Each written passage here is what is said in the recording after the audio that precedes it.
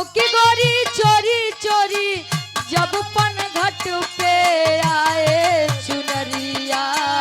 लहर लहर लहराए चुनरिया लहर लहर लहराए चुनरिया लहर लहर लहराए गाँव की गोरी चोरी चोरी गाँव की गोरी चोरी चोरी जब पर घट पर आए चुनरिया लहर लहर लहराए चुनरिया लहर लहर लहराए। ई तमाल्या चटनी अचार सलाद होई है का थे अगर दाल चावल के साथ चटनी अचार सलाद मिल जाए बिना मन तो दो चार कवर बेमन के खिंचाई जात गाँव की गोरी चोरी चोरी जब पन घट पे आए चुनरिया लहर लहर लहराए चुनरिया लहर लहर लहराए चुनरिया लहर लहर लहराए गाँव की गोरी चोरी चोरी गाँव की गोरी चोरी चोरी जब पर घट पर आए क्या बात है? लहर लहर लहराए चुनरिया लहर लहर लहराए। ई तमाल्या चटनी अचार सलाद होई है का थे अगर दाल चावल के साथ चटनी अचार सलाद मिल जाए बिना मन तो दो चार कवर बेमन के खिंचाई जात तो ऐसे भक्ति भाव भजन करे से पहले अगर धुन तज सुनई के मिल जाए तो मन और बढ़िया लागत है लेकिन आप लोग गौर करेंगे बिटिया ई मंच के माध्यम से अपने वो बीड़ा वादिनी सरस्वती माई के याद करे कैसे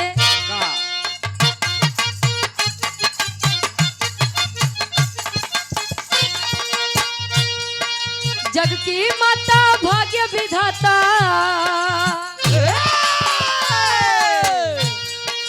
जग की माता भाग्य विधाता लाज तू हमारी बचावा हे मैया महफिल में आके गवावा हे मैया महफिल में आके गवावा हे मैया महफिल में आके गवावा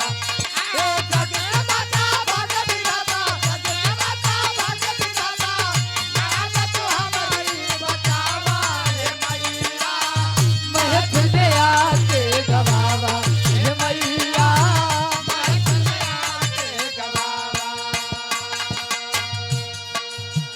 कहे कि जब जब जरूरत पड़ा आई के लाज बचाऊ आपके कृपा से ही मंच मिला ते तनी कृपा जरूर बनाई के रखू कि मंच के गरिमा बचाई के रखे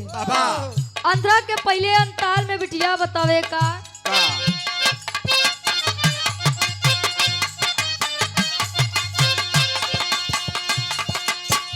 तुझसे प्रीत मेरी यही है गीत मेरी तुझसे प्रीत मेरी यही है गीत मेरी तुझसे प्रीत मेरी यही है गीत मेरी कोई ना है हमारा माँ तू है सहारा कोई ना है हमारा माँ तू है सहारा कोई ना है हमारा माँ तू है सहारा ज्ञान बतावा राह दिखावा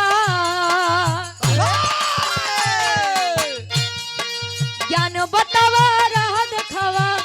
लाज तू हमारी बचावा हे मैया महफिल में आके गवावा हे मैया महफिल में आके गवावा हे मैया महफिल में आके गवावा महफिल में आके गवावा कहे न गावे के सहूर न बजावे के सहूर आप कृपा बनावत थी तो गाई थी बजाई थी बिटिया करुण पुकार करे का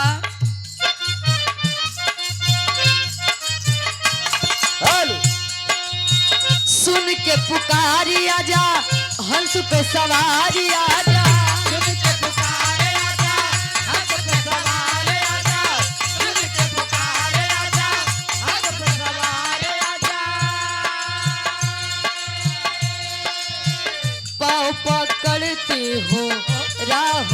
भटकते हो पाँव पकड़ते हो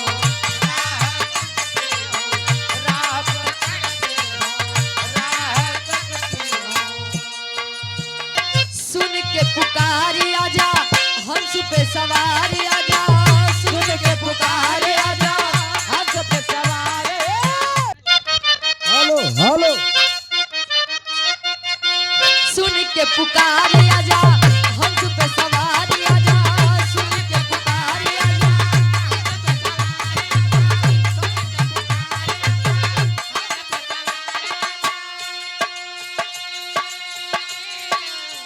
पाँव पकड़ती हो विनती करती हो पाँव पकड़ती हो विनती करती हो पाँव पकड़ती हो विनती करती हो नैन निहारे बेटी पुकारे नैन निहारे बेटी पुकारे सरगम साज सजावा है मैया महफिल में आके गवावा हे मैया महफिल में आके गवावा हे मैया महफिल में आके गवावा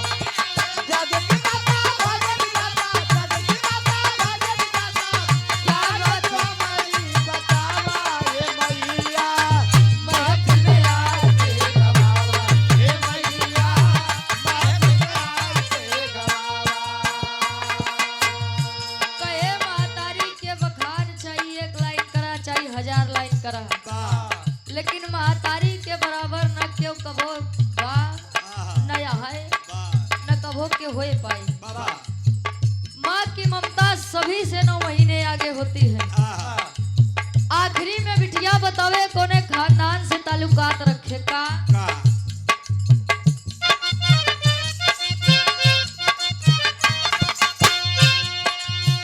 बिहारी गणेश माई स्वर्ग तकाए बिहारी गणेश समाये स्वर्ग तकाए बिहारी गणेश समाये स्वर्ग तकाए रामदेव चंद्रिका जी नाम कमाए रामदेव चंद्रिका जी नाम कमाए रामदेव चंद्रिका जी नाम कमाए यादव रुचि गावे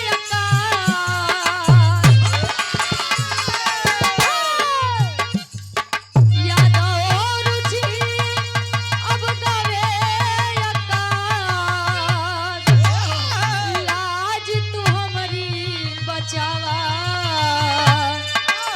हे मैया महफिल में आके गवावा हे मैया महफिल में आके गवावा हे मैया क्या महफिल में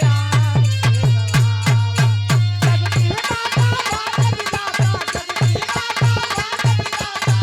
लाज तू हमारी बतावा हे मैया महाराज के गवावा हे मैया महफिल में आके हे मैया महफिल में आके गवावा